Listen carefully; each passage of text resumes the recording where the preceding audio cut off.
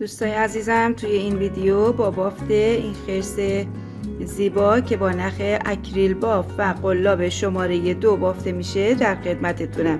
تا انتهای ویدیو با من همراه باشید. این رج از بافت دست که از حلقه پشتی بافته بودیم و حلقه جلویی از رنگ بدن بیرون جا مونده، باید روش بافت به صورت دالبر انجام بدیم. میایم از این قسمتی که سر شروع و تموم شدن رجمون هست، از رنگ بدن نخو رد میکنیم و یک گره میزنیم. ببینید به این صورت راست قرار نمیدیم، برعکس میایم بافتو میبافیم، یعنی قسمت پایین دست رو به بالا باشه. داخل حلقه یه زنجیره میزنم و حلقه بعدی یه پایه بست، یه زنجیره، حلقه بعدی یه پایه بست، دوباره یه زنجیره، حلقه بعدی یه پایه بست انجام میدم، یه زنجیره، حلقه بعدی یه پایه بست. ببینید به این صورت حالت دالبر روی قسمت آستین قرار میگیره و خیلی کار رو زیبا میکنه.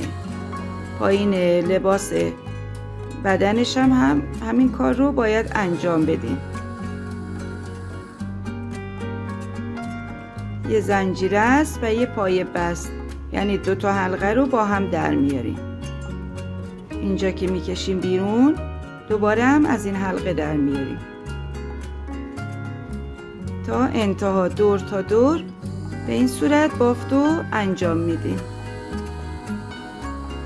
برای بافت پاهای خرس کوچولو یه حلقه جادویی و 6 تا پای کوتاه، 6 تا پای کوتاه میبافم. نخو میکشم حلقه رو و محکم بشه. دوباره داخل 6 تا پایه رج اول همه افزایش داریم، میشه 12 تا پایه. افزایش به این صورته که داخل هر پایه 2 تا پایه بافته میشه. 6 تا پایه بود، 6 تا میشه 12 تا پایه.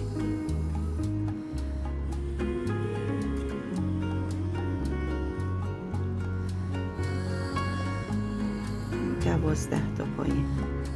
نخ نشان رو برمیگردونم. توی این رج پایه تک یه افزایش، یه پایه تک یه افزایش تا انتهای رج سوم بافتم. تعداد پایه ها شد 18 پایه.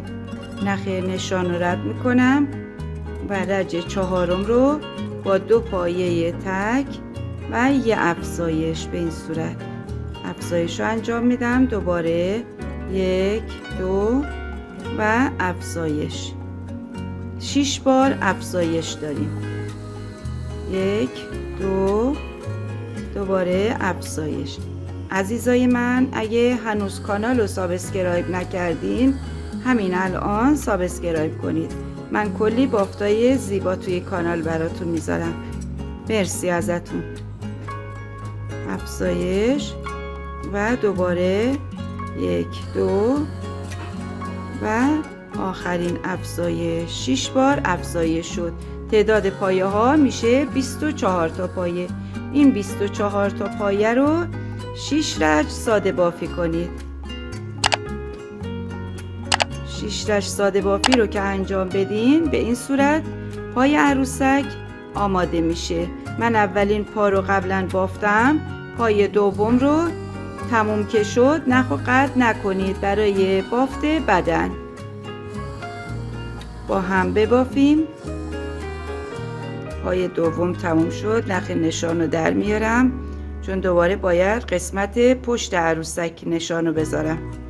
2 تا پا به این صورت بافته شد. پای اول یه پای بست زدیم و نخو قطع کردیم. موقع بافت نخو داخل بدن عروسک رد میکنیم و مخفی میشه. انتهای پای دوم که رسیدیم یه پایه بست میزنیم و تموم میشه. 4 تا زنجیره میبافم. 4 تا زنجیره میبافم و پای دوم رو میخوام وصل کنم. من این قسمت که تموم شدن پا بود به پهلوی عروسک، قسمت پهلوی عروسک رد میکنم و اینجا با 4 تا زنجیره 2 تا پا رو به هم وصل میکنم به این صورت و بافت رو شروع میکنم، بافت بدن رو.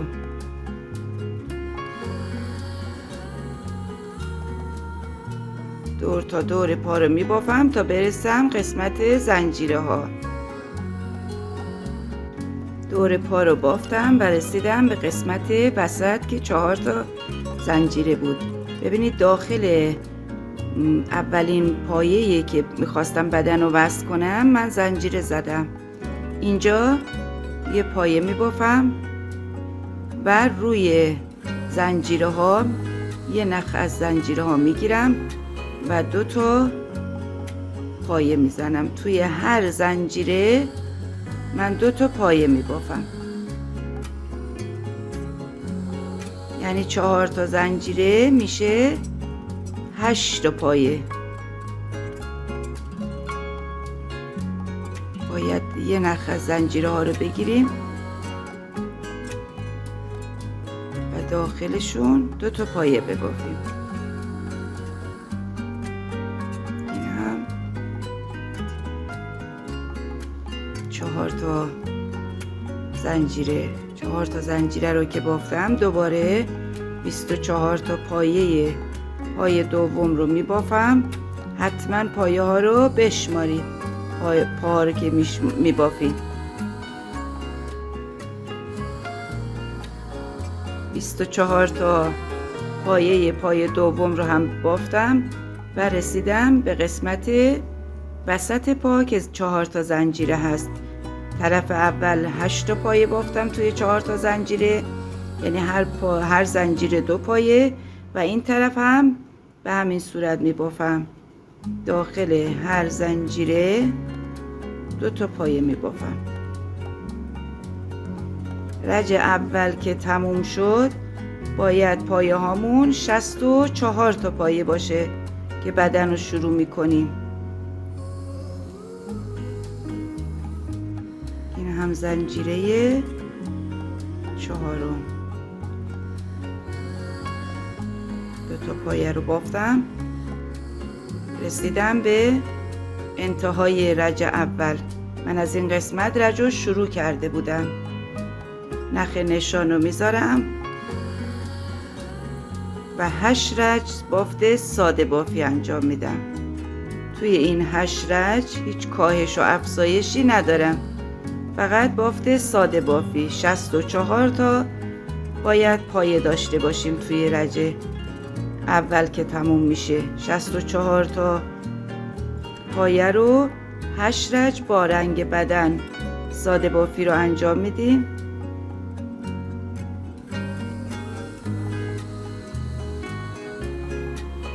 با هم ببافیم.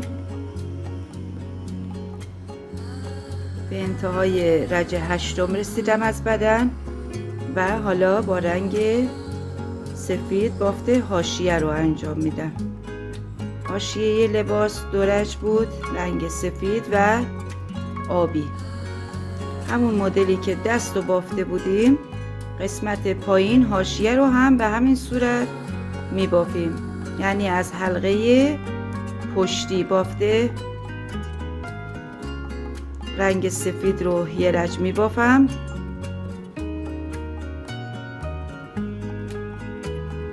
رج بعد و آبی رو میبافم که معمولی بافته میشه، یعنی ساده بافی هست، حلقه پشتی یا جلویی نداره. از 2 تا حلقه رج آبی رو میبافم و 5 رج هم با رنگ زرد لباس عروسک ساده بافی انجام میدیم.